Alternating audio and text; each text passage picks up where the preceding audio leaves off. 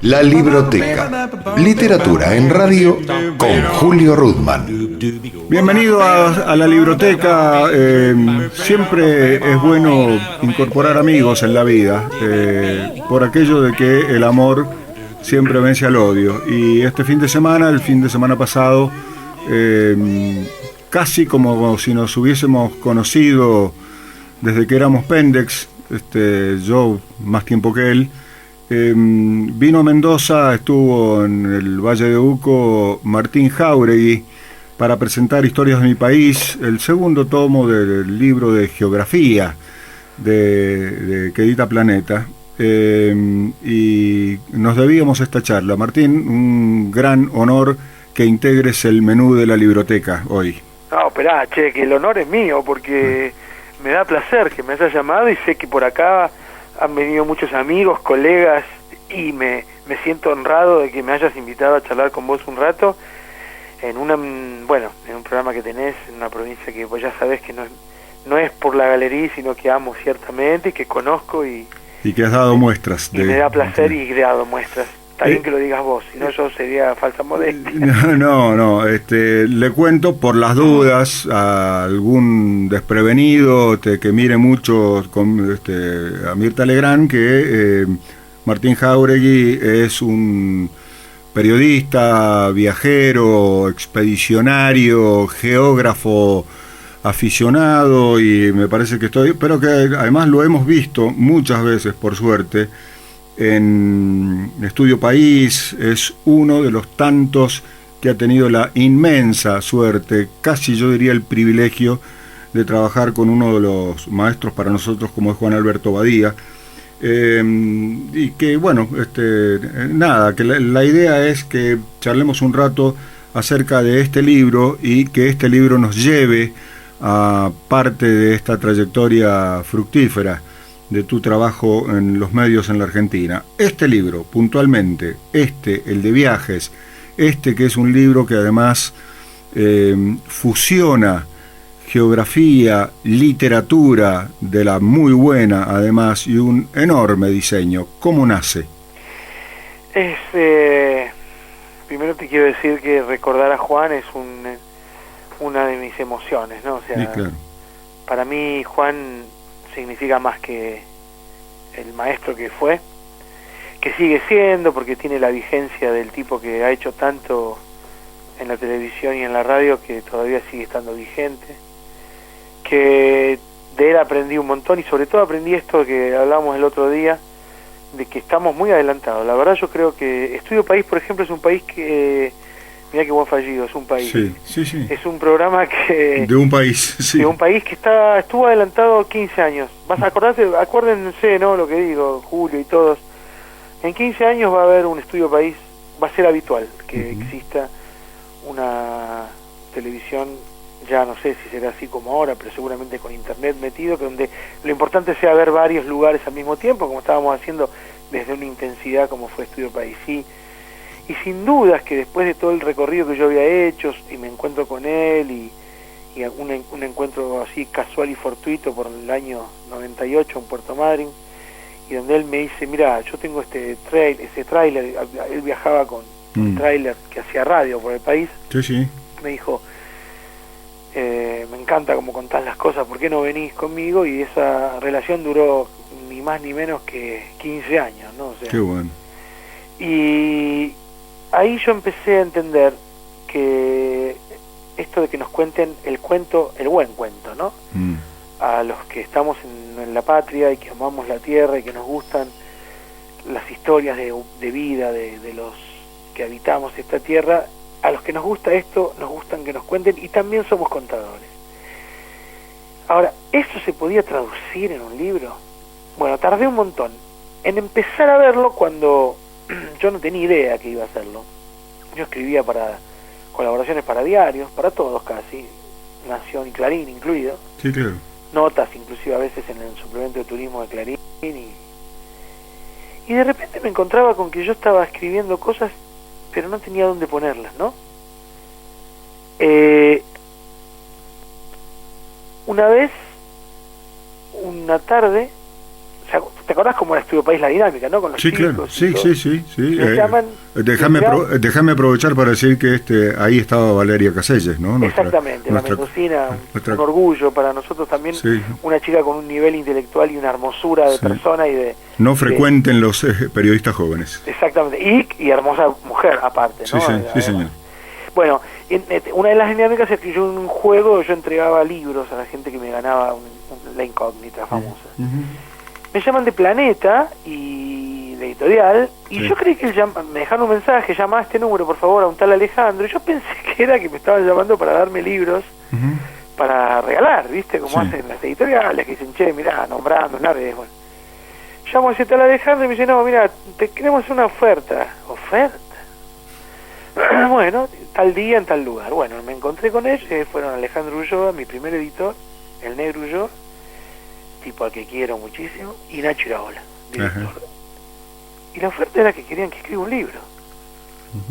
La verdad, Julio, lo que menos imaginaba era eso, y me agarró el típico frío en la espalda, y ahora que les digo estos tipos, ¿viste? Vos sabés que una de las características, lo hemos charlado este fin de semana, pero me gustaría amplificarlo a los oyentes de la libroteca. Una de las características que a mí me parece más trascendentes, a ver, voy a adelantar, te voy a tirar dos cosas en el asunto. Dale. En la presentación de esta charla yo hablé de literatura de viaje, digamos que no necesariamente es verdad las anécdotas o los sucesos que cuenta el libro, pero que sí en todos los casos, no importa si es verdad, pero que es verosímil.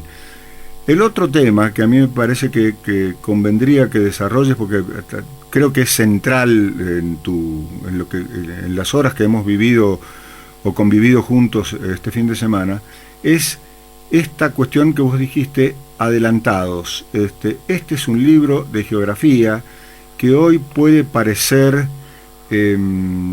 una extrañeza, una cosa rara, pero también alguna vez pareció una cosa rara los mitos de la Argentina, tomo 1 de Felipe Piña.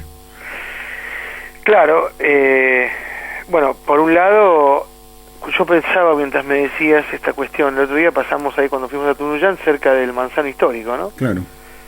¿Qué hay de cierto al 100% de que ese Manzano Histórico es el retoño, claro, o el verdadero?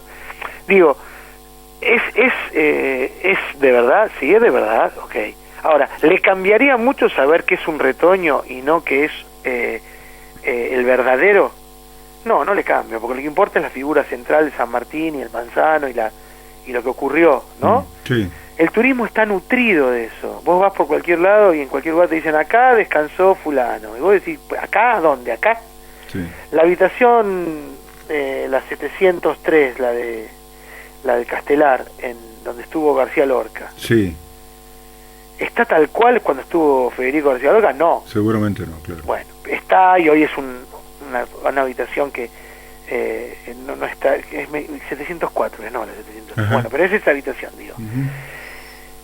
Todo ese verosímil hace al cuento, pero no a la historia rígida. La historia rígida a los historiadores. A nosotros la narración del cuento real, de esa cosa que tiene el poder llevar por tradición oral, y en este caso una tradición oral que yo puedo reflejar en lo escrito, de estas historias que se vienen contando y que edifican esos mitos, uniéndolo a la segunda pregunta, que en la historia más científica, si querés, y más estudiada de la mano de tipos como Piña, o como Félix Luna, o como Romero, también tiene elementos de lo verosímil, y no de la verdad absoluta científica.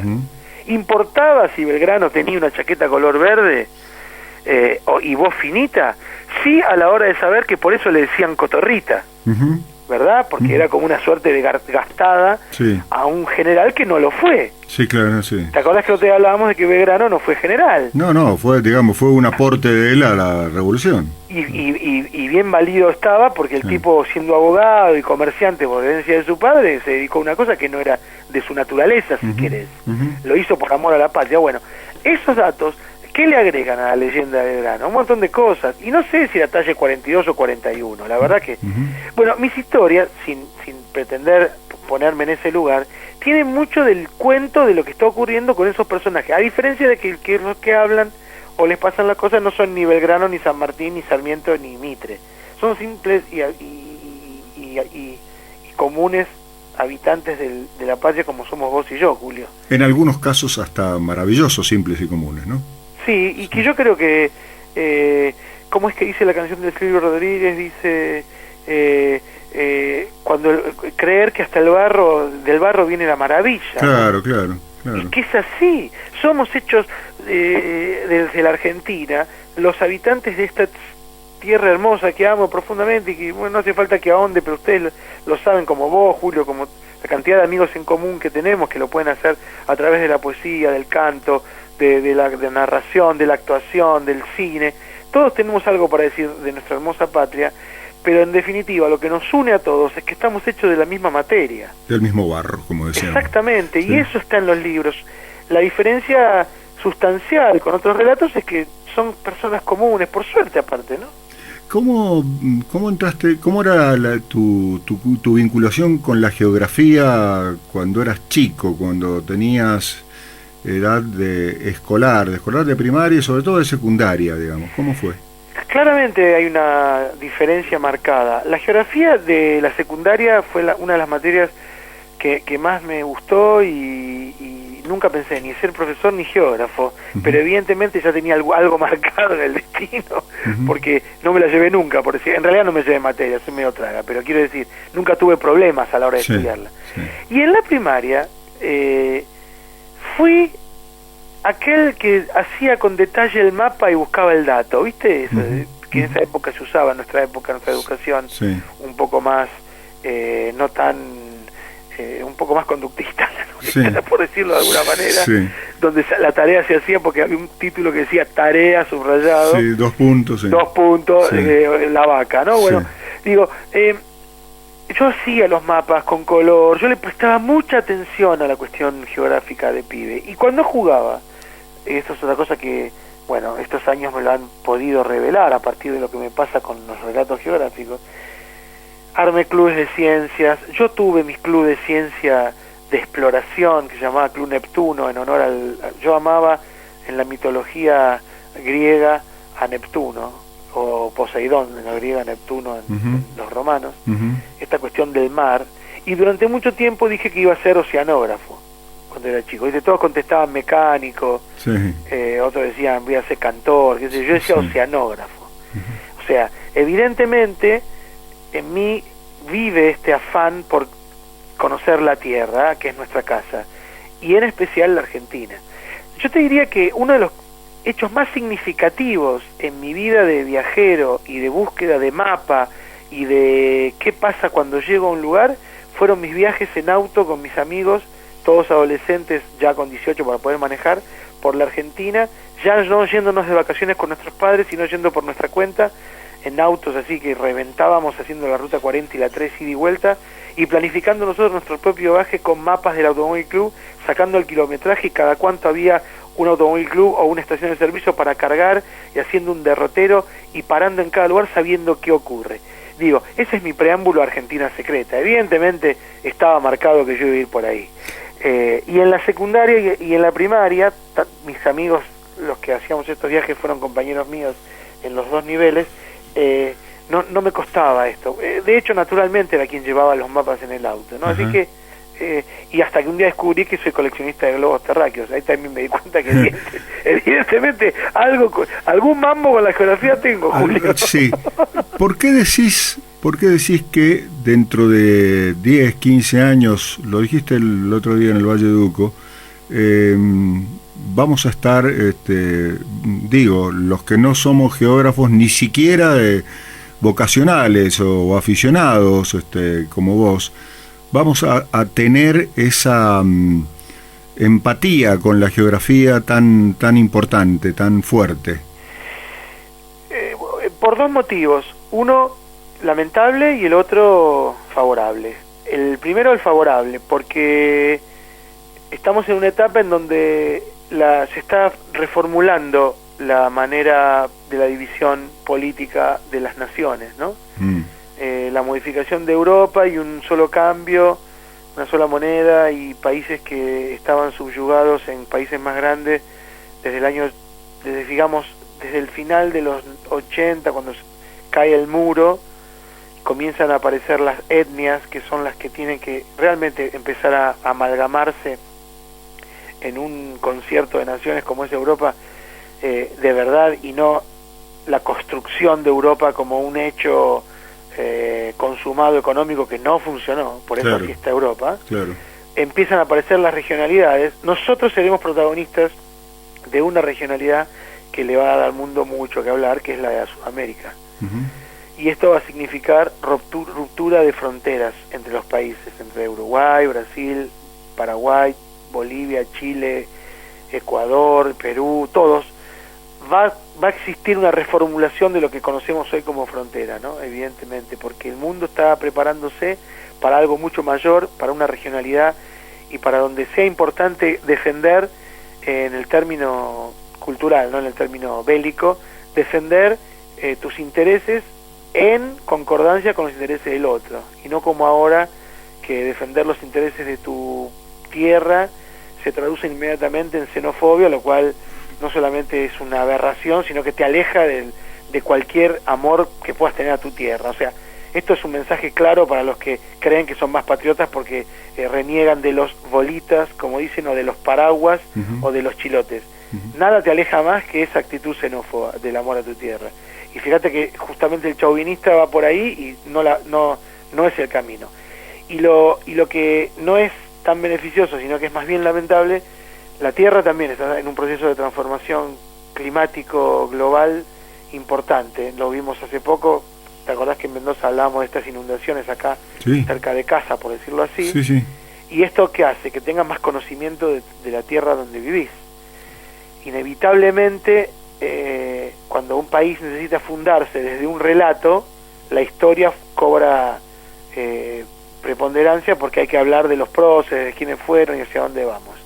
Cuando el país tiene su relato, pero empieza a verse dónde vive, dónde está su relato instalado, y qué le pasa a ese lugar donde vive en relación a lo que pasa en el mundo con estos cambios globales climáticos, no te queda otra de conocer más qué es un huracán, un tornado, o por qué el Río de la Plata es un estuario, o qué significa San Borombón, o por qué la Concagua tiene una nube siempre en la cumbre. O sea, es necesario saberlo, y cada vez más. ¿Por qué? Porque la geografía, que es eso y mucho más, ya empieza a cambiar el eje y no pasa de ser un mapa o un territorio medible a el hombre y nosotros ahí puestos en ese territorio a medida de lo posible de nuestra dimensión, ¿no? Esto está viniendo ya, Julio. Te estoy escuchando y te escuché este fin de semana, y a veces uno podría resumir esto en dos palabras, es decir, quién es uno en la vida, sino con quién es uno en la vida, ¿no? Claro, tal cual. Esto sería una cosa así. Bueno, le cuento a la audiencia que en la libroteca de hoy estamos charlando con Martín Jáuregui, currículum larguísimo, pero periodista, documentalista. Nos hemos mencionado que sos también director de cine documental. Y 10 años casi de Argentina Secreta. Claro, por eso digo, lo que pasa es que no quise tirar todo el currículum al principio, si no se nos iba todo el primer bloque. Estamos presentando el segundo tomo de Geografías Argentinas, Historias de mi país y todo planeta.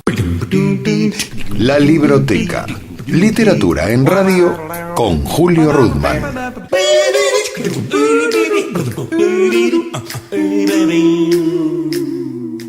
Aquí estamos, última parte de Historias de mi país, Geografías Argentinas, en la libroteca de hoy, con su autor Martín Jáuregui, el colega Martín Jáuregui, el amigo y el compañero Martín Jáuregui. ¿Te acordás del primer viaje que conscientemente dijiste, esto es lo que yo soy o quiero ser? Sí, tengo dos. Uno muy chiquito, que fue el primer viaje. Me han regalado un equipo de buceo para niños, ¿viste? Sí. No era profesional. De las famosas paterranas Plus. Ajá. Y tenía el visera, un tubo que hacía las veces, ¿viste? En realidad, como vos ibas por arriba, te permitía usarlo como si fuera un snorkel, pero era un tubo, ¿no? Que te ponías en la espalda, Sí, y unas patas de rana, aletas, que es el nombre real. sí. Todo el viaje desde mi casa por la ruta 2 hasta el Villa Gesell era como una especie así de, digamos, de calo o de ansiedad, ¿no? No podía parar, quería llegar. Papá, cuando llegamos. Te pido por favor Sí, en el auto de mi viejo. Sí. Y ahí comprendí, cuando llegué, el placer de estar en un lugar que no era mi casa. Ajá. Con mis juguetes, en aquel momento era muy chico, ¿no? Sí. Y esa cosa de moverse para ir a un lado que te da placer, me picó ahí, por primera vez. Ajá. Es una sensación muy curiosa, ¿no? La que tenemos los viajeros. Digo, vos, Julio, Sí. viajaste tanto también. Sí. Viste que es una sensación rara porque por un lado estás medio desprotegido, porque un viajero se va de sus cotidianeidades y pierde esa referencia. Sí, deja atrás eso, claro. Y, sin embargo, da placer, ¿no? Es una cosa media... Bueno, sí. Llamemos a un psicólogo, no es el momento. Sí. Y el segundo momento donde yo realmente sentí que esto estaba buenísimo fue justamente cuando terminé la secundaria y empecé a viajar con mis amigos en el auto, como te decía. Agarré un mapa de Automóvil Club, aquel famoso mapa que tenía a las dos provincias, a Río Negro y Neuquén juntas, Ujú. y empecé a calcular cuánto había desde la puerta de la casa de mis viejos, donde yo salíamos con el auto, hasta la primera parada, que era la capital de La Pampa, Santa Rosa, ¿no? Y eran 656 kilómetros. Yo iba sumando, íbamos por la ruta 5, entonces hacíamos todo el camino, pasábamos por Chivilcoy, Baragado, bueno, todo por la ruta 5, Trenquelauquen, Pellegrini, Santa Rosa. Cuando yo vi que en la mano tenía una lapicera, que iba recorriendo esa ruta dibujada en un perfecto mapa, que no es más ni menos que la representación de lo real, pero por otro lado, una obra de arte, ¿no? Un mapa es una obra de arte gráfica. Mm. Iba recorriendo, llegaba y dije, pensar que estoy haciendo lo que en unos días nomás voy a estar ahí con mis amigos, me dio un placer tan grande vivir ese mapa. Decía el Quijote, ¿no? La mejor manera de viajar es un mapa y un dedo. Claro. Entonces yo digo, ahí se me prendió la llama. Y tan fuerte fue ese momento que me persiguió toda mi carrera. Y estuve con eso y viajé así viajé con mapas y guías. Y cuando me dediqué a estudiar cine en Avellaneda y me recibí, ya en el segundo año, casi tercero, cuando Roberto Vaca me llamó para hacer Argentina Secreta, fue el sueño del pibe. Claro. Porque era no filmar comerciales en Palermo o en la locación en cualquier lugar de la Argentina, ir y volver. Era irme a conocer las historias de los habitantes de mi patria. Fascinante. Ahí va. Vamos, inclusive vamos guiando. Tu respuesta me va guiando a mí para algunas cosas que me gustaría destacar. Porque cuando uno habla de viaje, primero, no es lo mismo viajar en avión que viajar en auto, porque una cosa es llegar y otra cosa es ir viajando. Que a mí me parece, Claro. que a mí me parece maravilloso, digamos, el mientras. Vas llegando todo el tiempo. Claro, el mientras tanto vas llegando. Pero lo otro que yo quería decir, lo dije el otro día en la presentación del libro en el Valle de Uco, es que recordé a don Atahualpa Yupanqui que cuando le preguntaba qué era un paisano, don Atahualpa te decía que es el que tiene el paisaje adentro. Claro. Entonces, ni más ni menos. claro, el que lleva el paisaje adentro, para colmo decía el que lleva el paisaje adentro. Este libro, Historias de mi país, es un libro que, además del diseño extraordinario que tiene, porque está cada relato de cada lugar al que vas llegando, tiene el correlato, fíjate vos, de la cita, iba a decir dura, pero precisa respecto de qué cantidad de habitantes o cómo se formó tal pueblo, tal poblado. Sí, ¿no? te doy texto para que lo digas, porque Sí. a partir de ahora vas a decir así siempre y está bueno. Data geográfica. Data geográfica, eso. Además de la data geográfica que está separada, digamos, o sea que uno puede Sí. leer el relato literario completito y después decir, mira vos, esta mujer vive en tal lugar, ¿no? Y ves el lugar. Digo, el paisaje no es paisaje si no tiene a los paisanos, digamos, ¿no? Totalmente. En ese sentido. ¿cómo ves hoy la geografía o el estudio de geografía, o cómo se acercan chicos y chicas a la geografía a través de los paisanos y las paisanas? Yo creo que la geografía tiene que, como materia en los colegios, y no en la universidad, porque en la universidad el estudio de las licenciaturas, por ejemplo, ¿no?, de geografía y todo eso, es medio como decía el otro día la presidenta, ¿no? O sea, la presidenta Fernández de Kirchner, cuando le decían si se le enojaba porque le decían las cosas que le decía con la inundación. Ella dijo, yo elegí estar acá. Claro. Entonces, elegir estar acá, ser político, es también entender que te pueden decir un montón de cosas. Cuando vos vas a estudiar la licenciatura en geografía, elegís estar ahí. Sí. Vas a buscar a tus colegas, vas a buscar tu formación académica, pero cuando estás en la primaria y en la secundaria, tenés que pasarlo porque es un contenido de la currícula escolar. Claro. ¿Y dónde se hace atractivo eso si no lo hacemos los profesores? Digo yo, metiéndome en ese saco. Sí, sí. Bueno, justamente yo creo que ahí es donde viene la reformulación, porque me parece que se habla mucho de corredores de producción, de lugares, de cómo es la sierra cordobesa en relación a la producción y a lo que pueda llegar a encontrar un argentino, pero no hablamos de cómo es el serrano. No hablamos de cómo es la gente. Podemos llegar a meternos, depende mucho del profesor también, Julio, ¿no? Porque a lo mejor está mal generalizar, porque a lo mejor estamos frente a un profesor que habla todo a través de personajes que conoció en sus viajes, y bienvenido sea. Pero yo estoy seguro que la mayoría no lo hace. Claro. Estoy convencido que la mayoría no lo hace así. Sobre todo porque he recibido mails de un montón de profesores de geografía que se maravillan de poder usar mis textos para eso. Bueno, me consta, estábamos te lo juntos, leí, ¿te acordás? Estábamos juntos, claro, sí. Te leí ese mail que me había llegado de una profesora que me decía, ¿pueden mis alumnos mandarte cosas? Y ¿cómo no? ¿Cómo no compartirlo? Pero digo, no estoy diciendo que usen mi libro para tal fin. Usen mi libro y todo lo que tengan a mano. O sea, también viajemos con el Martín Fierro en la mano. También viajemos con qué sé yo, tanto libro que hay de ahí, de Scalabrini, o el mismísimo Borges, o libros que podemos leer de cualquier autor argentino, hasta inclusive Cortázar te cuenta cosas que hablan de los que habitamos la tierra. Y como bien dijiste, el paisaje es incompleto sin el paisano. No, o sea, no sirve de nada mirar el Aconcagua, sino mirás y decís, mira, ahí ves ahí ese caminito, bueno, por ahí pasa Don Segovia llevando ganado a la invernada. Bueno, ya cobra otro sentido ese cerro impresionante que tiene una medida que solo le sirve para la estadística. Entonces digo, ese desafío que yo le doy a la geografía es muy parecido al que le dio Adrián Paenza a la matemática, a Golombek cuando habla de física, y cuando Felipe Piña empezó a hablar a calzón quitado de cuestiones que hasta el momento la historia había sacralizado. Bueno, hay que desacralizar la geografía. Como esos museos donde dicen permitido tocar, ¿viste? Sí. Bueno, hay que tocar la tierra. Hay que volver a meter las manos en el barro, en la arena, en la selva, en la meseta, donde sea. Y te garantizo que es clave para un país geopolíticamente inmenso como es la Argentina, que sus propios alumnos, sus hijos, lo estudien desde ese lugar. Porque entonces empiezan a aparecer las barreras que son vencidas por la falta de prejuicio.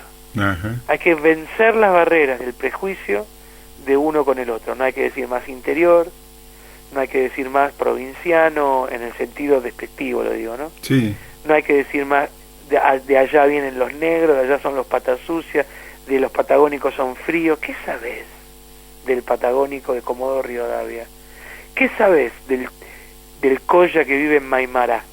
¿Qué sabés del hijo de guaraníes que vive en Apóstoles Misiones?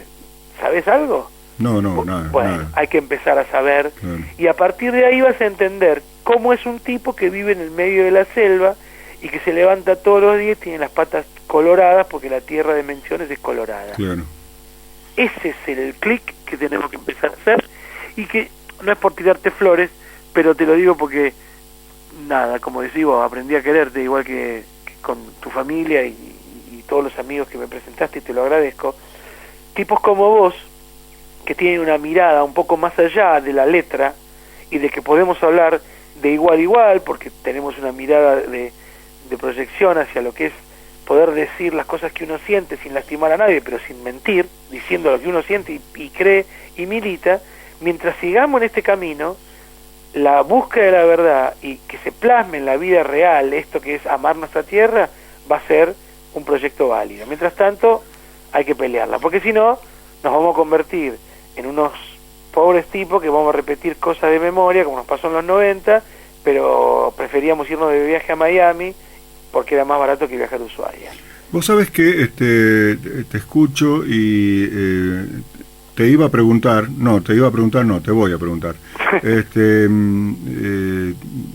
mientras ibas relatando, se me aparecían las imágenes de tantos pibes y pibas en actitud de militancia solidaria en estos días con la tragedia nacional que no es la tragedia de La Plata ni de Buenos Aires, es la tragedia de todos nosotros. Exactamente.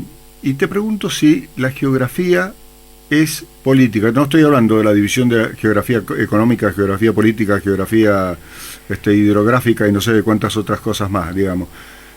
¿La geografía es política? Para mí es la más política de las ciencias o de los conoceres del ser humano. ¿Por qué? Porque atiende directamente al patrimonio de esa nación que vive en un lugar.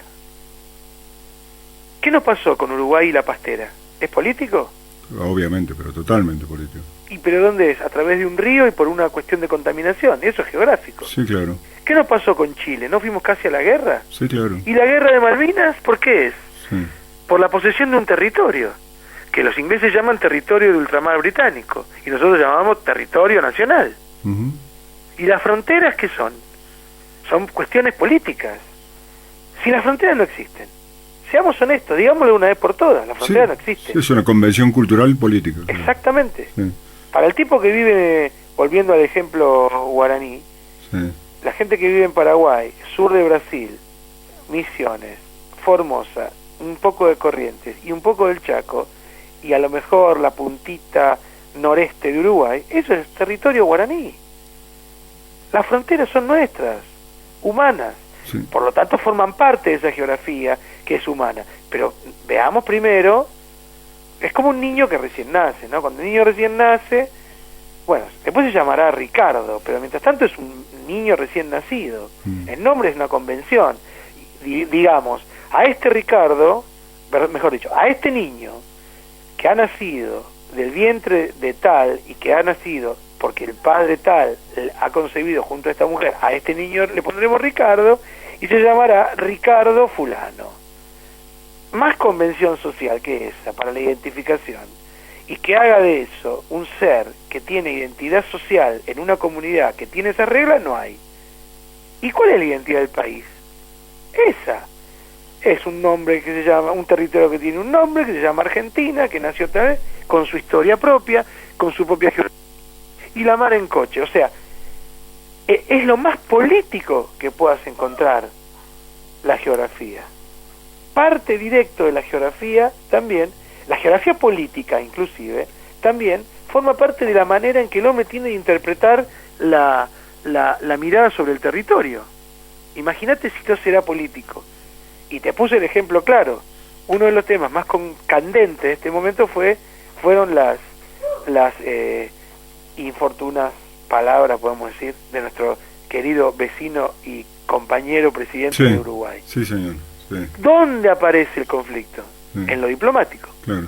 No aparece en lo humano. Lo humano va a venir después, porque naturalmente tanto Pepe como Cristina, como los que sean, se arreglarán las cuestiones como las arreglamos los humanos, dialogando, sí, ¿no? Sí. Pero el primer conflicto que toma la prensa es un problema diplomático, y la diplomacia es política, sí, y la diplomacia es geográfica. Ajá. Es 100%. ¿El canciller qué es? El representante de la geografía. Sí, está bueno. Lo dije también el otro día y está bueno amplificarlo o tratar de comentarlo con la gente. Este libro empieza con un parto.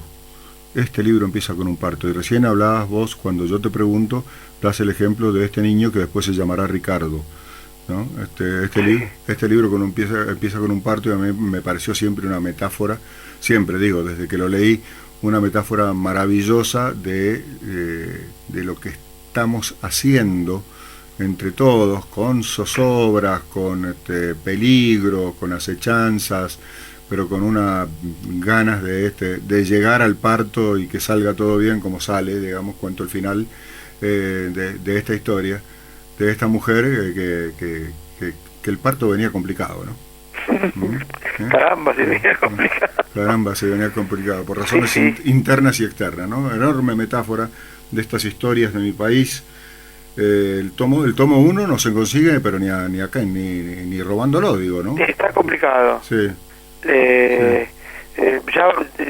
La novedad que tengo es que en breve va a salir Bucket, se llama, no sé cómo. En Bucket, sí. Bucket, que es un poco más barato, y esto también me alienta a que lo usen más en las escuelas, ¿no? Porque los libros, atendiendo al precio internacional, están caros. La verdad que hoy un libro sale casi como una comida regular en un restaurante regular por comensal. Lo cierto es que la comida, no quiero ser ordinario, pero ustedes saben de qué estoy hablando, sí, va el y libro viene. queda, ¿no? Viene y va, digamos, ¿no? La comida viene y va. Sí. Generalmente viene y después va. Claro. Pero el libro queda, por suerte. Y hablo no del mío, de todos en general. Sí, está bueno. Lo cierto es que aparezca en Bucket va a ser mucho más accesible y bueno, y será una nueva dimensión también andar por estos caminos llevando mi libro también para contagiar a un otro que quiera contar estas cosas, ¿no? Sí, ojalá tenga contagio, ojalá vos no seas el único que ha hecho de la geografía de nuestra región. Fíjate vos que ya aprendí la lección, ya no es nuestra patria solamente, sino nuestra región, una puerta de acceso para que entremos todos a disfrutarla. Te lo voy a decir, te lo voy a pedir sutilmente. Espero un tercer libro. Estoy en eso. Bueno. Te va a encantar el tercer libro. Bueno. Te va a encantar y te prometo una exclusiva cuando esté con vos. Bien. Cuando estés cerca de salir. Sí. Y ya, digamos, no haya problemas ni de plagio ni sí, nada de eso. Sí, claro. Nos hablamos y te juro que te cuento. Bueno, nos veremos en unos días en la Feria del Libro en Buenos Aires, pero te adelanto el abrazo ese que nos dimos con tantos amigos en un asado inolvidable para mí. Mira, yo te quiero agradecer públicamente en tu programa. Para el que te conoce va a ser un redundante, para los que no te conocen una novedad. Julio Ruthman es un tipo muy generoso, sos vos, tenés una generosidad un poco habitual porque como buen pez que sos te movés en un agua que yo amo profundamente, que es el agua de nuestra propia cultura, y no a la culturosa de ir al Colón o de veladas paquetas, sino la que nos pertenece, la de gente como Liliana, la de gente como Horacio, te los nombro así porque sabes de quién estoy hablando. Sí, totalmente. Gente como Víctor o como podría ser cualquiera de los amigos que tenemos por ahí dando vuelta. Y esa generosidad yo te la agradezco porque también nos ayuda a construir parte del relato que estamos haciendo, que es real. No es un relato virtual, es un relato real. Los que andamos por el país viajando, dando charlas, hoy me acaban de anunciar que tengo que dar 20 charlas durante el año bueno. a través de Café Cultura, seguramente algunas serán en Mendoza, así que nos vamos a ver ahí locales. Qué bueno. Pero quiero decir, los que andamos en esto sabemos que tipos como vos, Julio, son realmente no son necesarios, son imprescindibles, así que no aflojes. No. Y gracias por tu generosidad permanente desde el primer momento en que nos conocimos, ya sea por un mail y luego con ese abrazo que nos dimos. Un gran cariño, mi admiración creciente. Dentro de muy poco nos vemos. Martín Jauregui en la Libroteca. Un gran abrazo, viejo. Gracias. Abrazo gigante, saludo a tu familia. Gracias. Y a todo Mendoza, mi cariño de siempre. Gracias. Cerramos por ahora la Libroteca. Pone el señalador en la radio pública y nos reencontramos en el próximo capítulo. Baby,